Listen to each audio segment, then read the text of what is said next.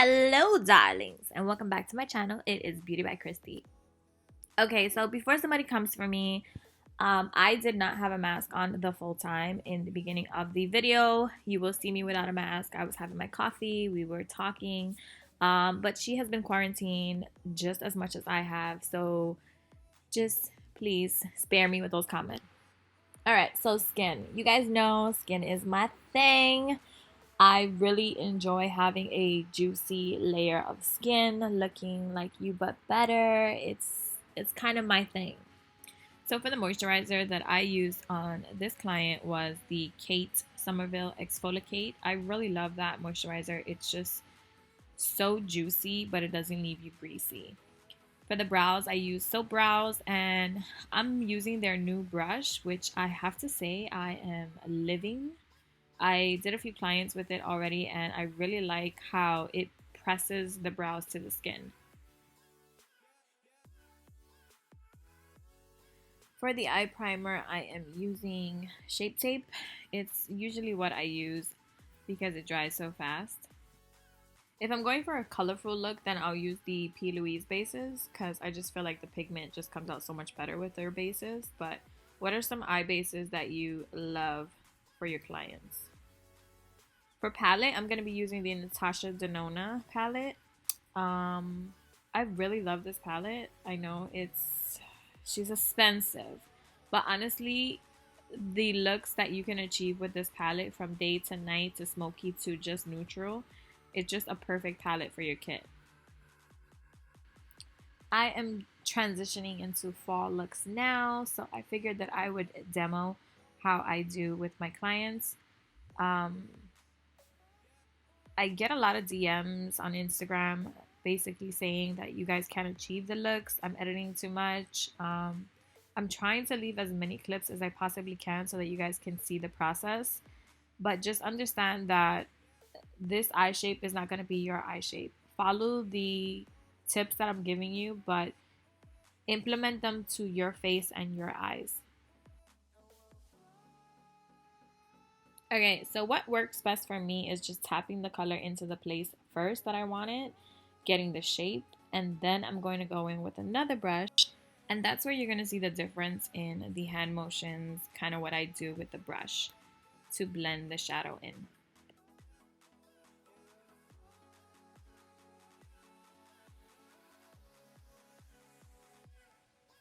Next, I'm going to take some concealer and cut the lid, and then I'm just diffusing the outer corner into the concealer so there's no demarcation of where the concealer ends. You always want to make sure that you blend the end color into the concealer, otherwise you'll just have a harsh line.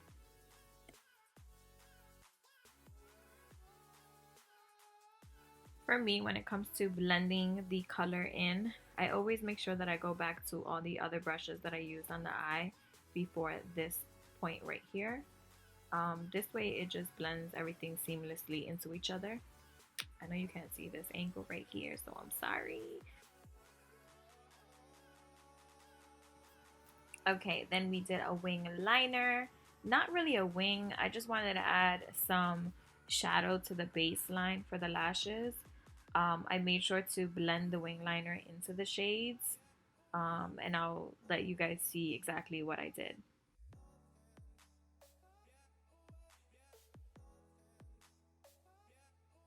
We're gonna apply some cute lashes to this look, and honestly she had great lashes. I could have left her without, but we just had to ump it up, you know.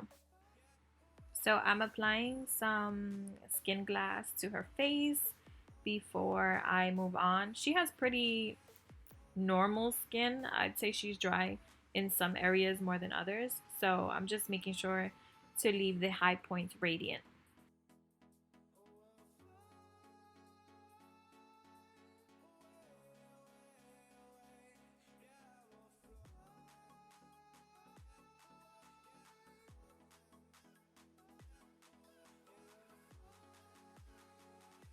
For concealer, I went in with Too Faced Born This Way in medium golden, just to cancel out any darkness first, and then we're going to brighten her after. And here I am applying a lighter shade now, just to brighten her up a little. I personally like to apply with a brush and then blend with the beauty blender once it gets a little tacky. But what do you ladies like to do? Are you a sponge kind of girl, or do you place with the brush and then blend?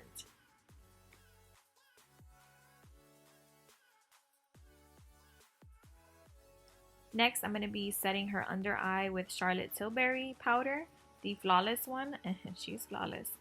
This is in shade number 2. I don't like to do a lot of powder underneath my clients' eyes. I just feel like it dries them out throughout the day, so I usually stick with a face powder.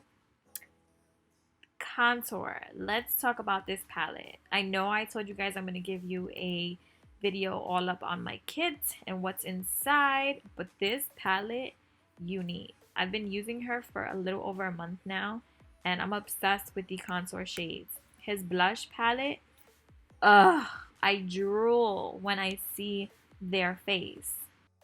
My client has a pretty small face, so I don't want to over contour, but I want to make sure that I add dimension to the areas she needs. Now blush. Can we just stop and look at this? Look at this flawlessness just happen. Like these blushes are just, one, they're pigmented, but two, they just blend right into the skin. They just melt so seamlessly.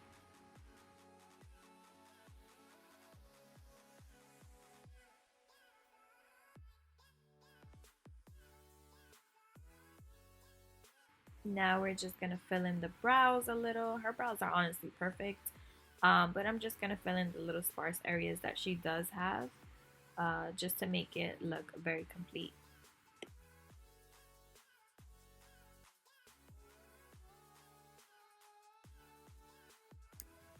And honestly, for brows, I really don't like to do too much. I hate to carve and make it sharp. I like it to look as realistically as possible to the client's brows as they can be. I don't know what was happening here, but I'm a good time. Say it was that. Something I will say is, whether you're an artist or you're just someone who likes to play with makeup, or whatever the case is, just always try to do whatever you feel is a reflection of you. Don't follow the trends because it's a trend. Honestly, when you don't feel comfortable with something that you're doing on your face, it shows. It really truly shows. I always tell my clients, you don't want the makeup to own you, you want to own the makeup. For lip, I'm going to be doing the infamous Beauty by Christy lip. It's my nude, it's my go-to. It's what I do on my clients as well.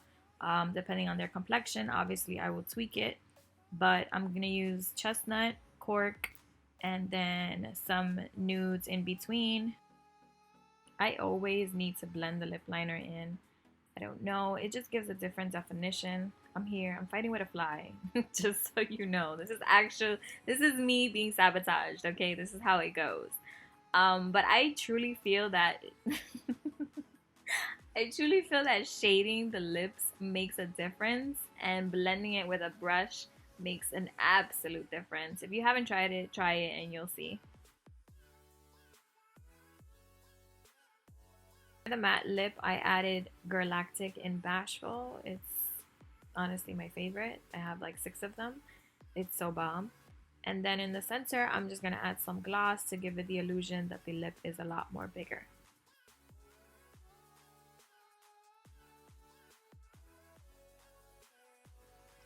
But honestly, can you look at this face? Like, she is so damn beautiful. Look at this. Sometimes I look at my work and I'm like, wow, I did that. So here is the final look. She is glossy, she is juicy, but she is still matte in the center. It's just due where she needs to have it. And yeah, here is the final look. I hope that you guys enjoyed this. Comment down below and let me know if you truly did.